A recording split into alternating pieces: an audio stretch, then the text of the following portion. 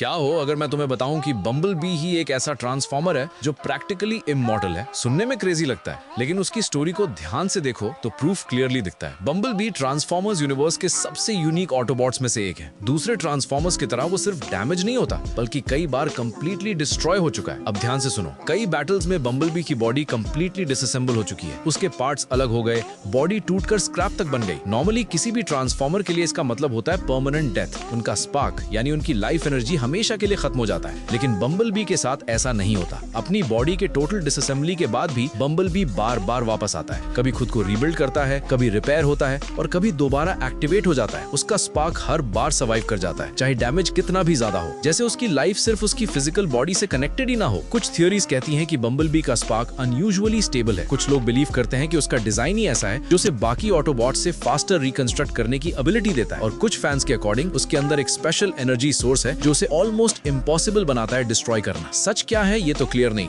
लेकिन एक बात पक्की है, तुम उसकी बॉडी डिस्ट्रॉय कर सकते हो, उसे टुकड़ों में तोड़ सकते हो, लेकिन बम्बल बी को कभी ट्रूली खत्म नहीं कर सकते। और इसी वजह से बम्बल बी को कहा जाता है the closest thing to an immortal transformer.